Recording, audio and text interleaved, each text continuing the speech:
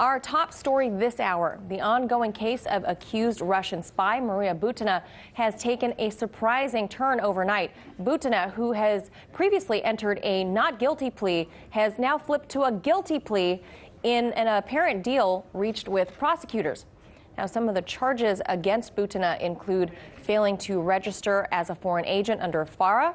And so joining me now to discuss the legal moves, legal and media analyst Lionel of Lionel Media. Lionel, my friend, so good to have you with me today. So you have experience as a prosecutor, if people don't know, and a licensed trial attorney in New York. Tell us what might cause someone, in this case Maria Butina, to flip their plea. Well, whenever someone is arrested and charged, the first plea that is entered at an arraignment automatically is not guilty. Because if you plead guilty, the case is over. If you want to investigate the case, learn about a possible plea agreement, that's fine. So what happened was she basically withdrew her plea of not guilty. She is replacing it with the plea of guilty, apparently for what appears to be a plea to what is an administrative charge, at best, of not filing under FARA. This is not exactly public enemy number one. So what may have happened was plead as anybody else would do, and we'll just stop any further proceedings, and perhaps maybe it would be met later on with a reasonable sentence.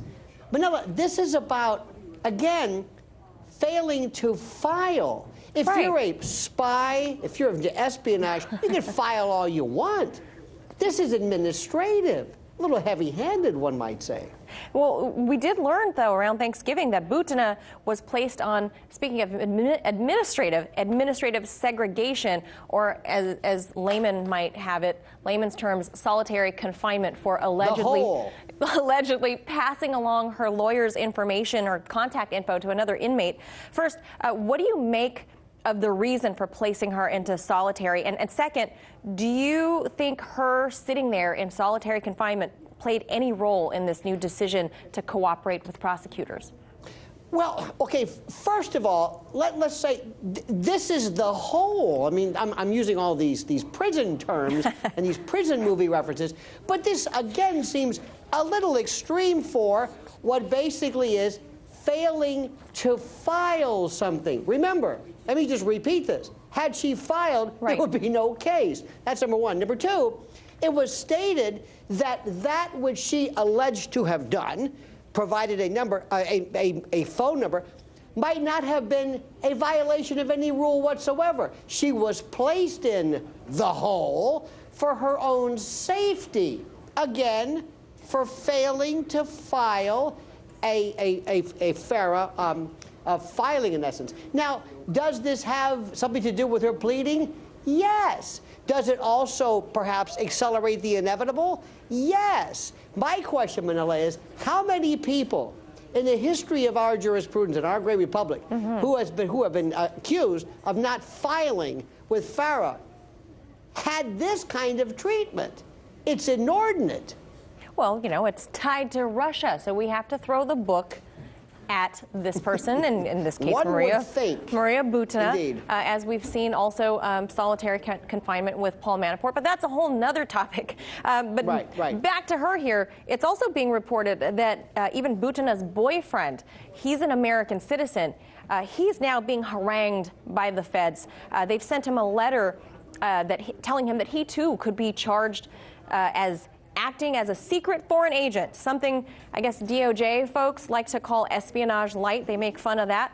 What do you make of that? And do you think this is a tactic to have an effect on Butina herself?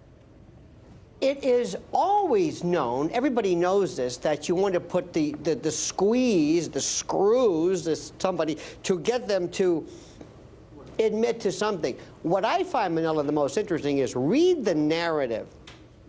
They make lobbying. If you listen to what it has been said that she did, this is public enemy number one, trying to meet with people to affect. It's almost like I hate to bring up this comparison, but it's like how Russia allegedly colluded or affected the election by swaying the opinions and making people discuss. I mean, the most inane, innocuous kind of she comments. make friends? Yes, right. She's trying to perhaps suggest the idea that gun ownership may play a role in a country with the Second Amendment providing it. I mean, after all, we had no gun history prior to her. We had there was no gun lobby, no gun fans. Nobody ever talked about weapons before she showed up and dared not to file. Please. And as we know it, Lionel, we got to leave it right there, but we know Maria Butina will go down in history as the godmother of the Second Amendment. So we'll leave it right there. The Annie Oakley of our time, yes. Thank you. As always, Lionel of Lionel Media. Thank you.